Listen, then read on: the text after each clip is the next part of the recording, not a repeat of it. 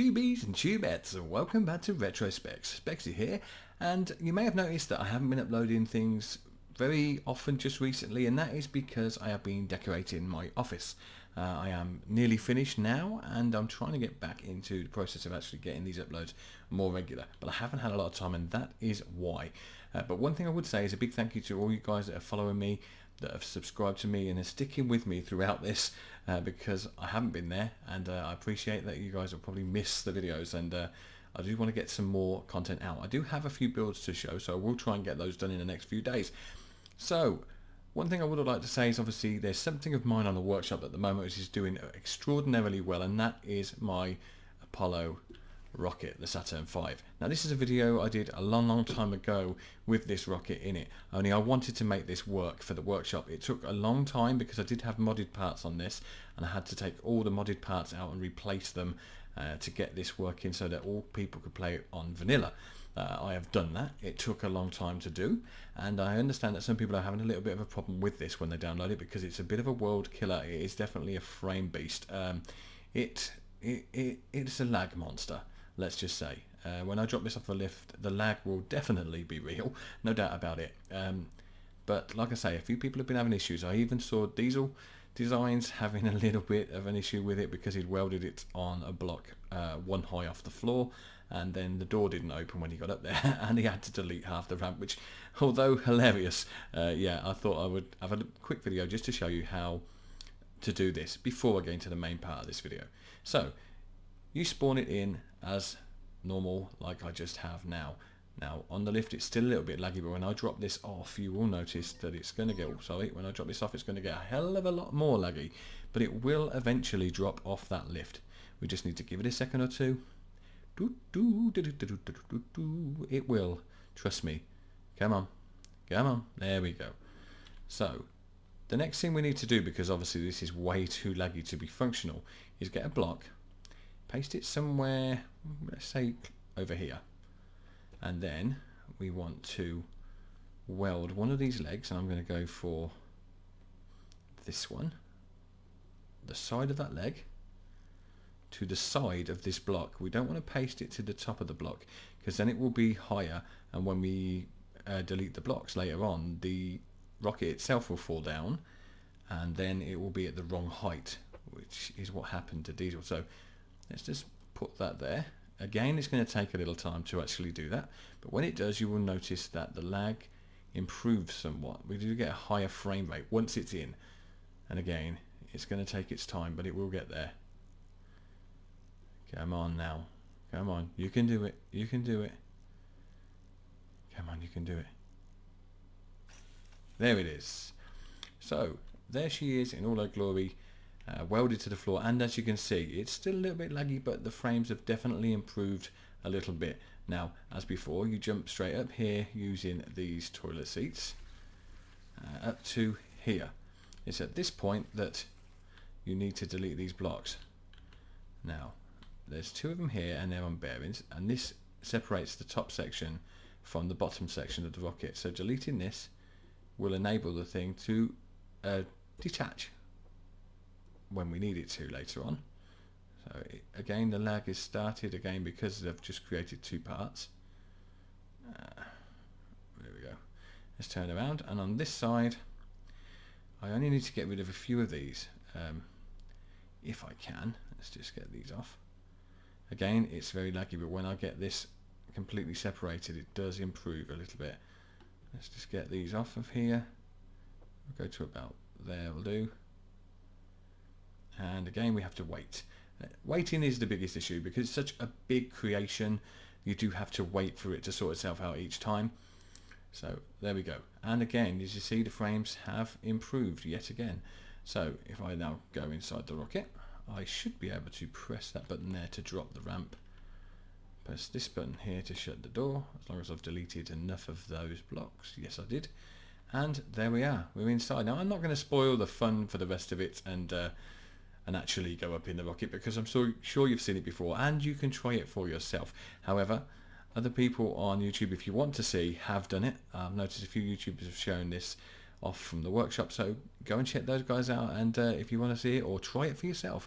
I'm now going to go back out through the do not enter. Back down to the bottom, you'll see there's a lot of thrusters in this thing, and I should be able to get out. There's a little escape hatch here. Can I get down it? And we are out. Okay, so that's just what I wanted to quickly show you, that so you knew how to do it. If you do get this on the workshop, you won't be disappointed. You will be able to get it working. So that's the first thing. Secondly, I am going to quickly get this deleted. I'll skip the video and come back to this landing pad when I've sorted with a brand new creation. Okay then guys, I am back and I have something new to show you. And when I say new, it is retro in concept, but it is a new design for me, and it is over there. Now yes, you'd be right in saying that's a helicopter, and I haven't built a helicopter before, so this is my first one. Moonbo is obviously the helicopter king, and I've seen a lot of his, but I thought I was going to play him at his own game. I'm going to build a helicopter, see if I can match his awesomeness, and this is my attempt. Now, you may not recognise it from here. It is a famous helicopter from a TV show. I'm going to move in a little bit closer and you can get a better look. It's of course on a lift at the moment, but it isn't particularly laggy. This is a much more sensible size vehicle. So this is pretty cool and doesn't create much lag. So as we're getting closer, you might recognise it now. This is Airwolf, the helicopter from the TV series with Stringfellow Hawk as the pilot. Yeah, this is the Airwolf helicopter, and I just wanted to give a helicopter a go as I hadn't done one, and this was the first one that came to mind. Now it doesn't just fly, there is a few little surprises which we'll see when we get it up in the air. Let's just take it off the lift and I will show you. So first of all, we have these wheels that drop down automatically as you approach the ground, as you see when I dropped it off the lift, and I will demonstrate that for you one more time. If we can do it even from a greater height, when I place another lift, it will drop to the floor and the wheels will automatically come out, and it does that when you land, just to make that landing a little bit easier, and they automatically go in when you take off a certain height, and they are controlled by logic gates and sensors, and yeah, so that's how they work. We've of course got thrusters on the back here for turning it. There's a lot of hidden thrusters inside, which I shall show you quickly inside here. As you can see, quite a lot of them, and there's some more under the floor. They're all over, but this thing definitely does fly. It pulls a little bit to the side due to the rotors when they start going, but it's definitely controllable. Now on the actual TV show, the wheels did come out of this side piece here. Originally I didn't have them doing that, but I wanted to try and do it, and there's a reason why I didn't, and that's because there's something else going on in here, and I didn't think I had the room, but I have made it fit. So if I jump inside, we have this side here is the driver's seat, and this side here is the passenger seat, and we also have some extra seats for your friends if you want to bring them along. There's a bit of a cramped squeeze in here, but we can just about fit some people in. Oh, if you don't get stuck behind the oh, come on now, get out. I'm gonna struggle now, aren't I? I've put them in the silliest of places. Here we go. Can I get out there? Yeah. Okay. So in the passenger seat, I have control of the doors. I can shut 1 and 2 doors from here. You can also do that, of course, yourself by just clicking on the buttons on the inside and outside. Again, they're on logic gates, so when they work from both sides, you never get that situation where you've opened it and can't shut it from the other side or whatever. They all work pretty cool. But that's all you can do from that seat. In this seat then, we have the control of this majestic beast. Isn't she a beautiful girl? So I'm zoomed out as far as I can go. I can set these rotors going. I am clear, there's nothing in my way, so setting the rotors going with 9, and off they go. The rest of the buttons you can see down there are the controls for flight. I'm using the same controls I did with my TIE Fighter, and as the Scrapman uses for his builds, it's key mapped keys. We're using the AWSD only for driving this on the floor, but in the air I'm using TG, F and H as 1, 2, 3 and 4, and the arrow keys as 5, 6, 7 and 8, and that is how this thing flies. So the TG, F and H are the upward, the forward thrust, and the left and right steering, and then for pitch and roll, you control that with the arrow keys. So let's then get this thing going. So with the T key, I can take off. As you see, the wheels all fold up neatly underneath. I've turned the particles off because I didn't want to see all the thrusters going. It just kind of distracts you a little bit from what you're looking at. So let's get going then.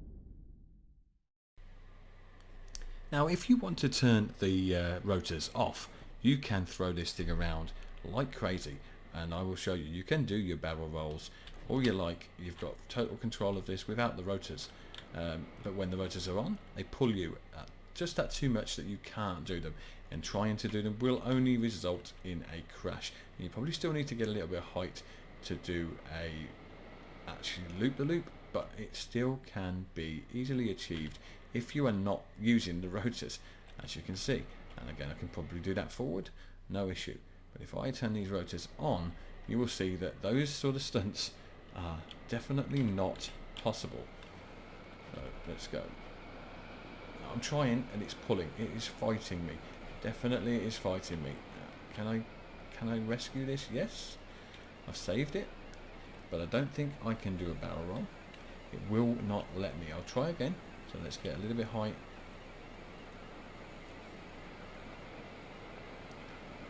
Attempt another barrel roll and let's go. Nope, it's just going to pull you. It will not let you do it because of that rotor going round. I think I just about squeezed that one out. Oh yes, I did manage it. I got one. Seems that I can get it if I go anti-clockwise, but no way when I go clockwise. I'll try again. I don't think it's possible. I am wrong. You can do them. They're not easy, but you can do them.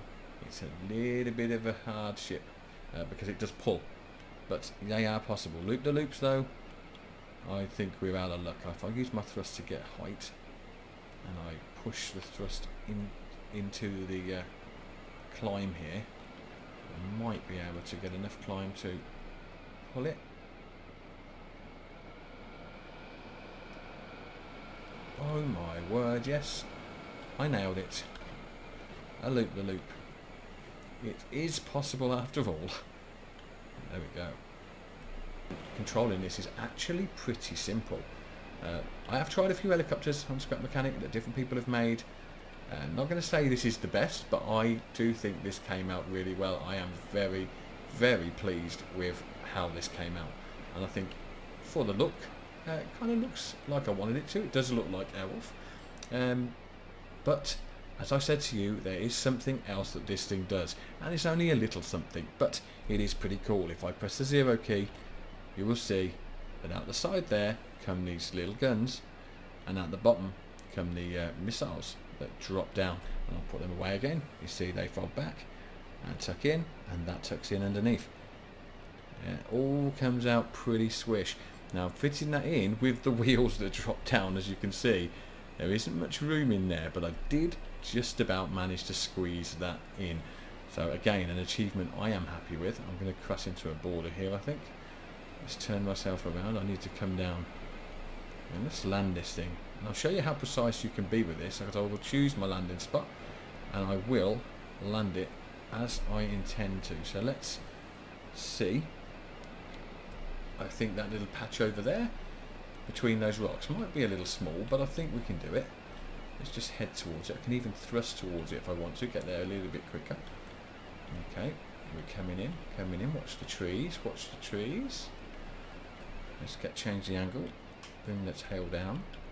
Oh, no, here we go, and kind of did it. But I had my weapons out, which didn't help. But there you go, the wheels came down, and safe landing, kind of. And I'll show you that from the side then. So as you come down slowly, wheels will drop out and place you down very, very nicely. And let's just turn her off. Oh, that's peaceful. Peace and quiet. And let's jump out then. And yeah, that's it. That is my Airwolf. It's the first of a few builds I have coming. But this is something I've just been working on whilst the room was being decorated, and I hadn't got access to my mic and my recording facility, so now I have. I will get back on track. So if you like this video, as always, why not smack the hell out of that thumbs up button, and don't forget to subscribe for more retro specs. And until next time, see you soon, and bye for now.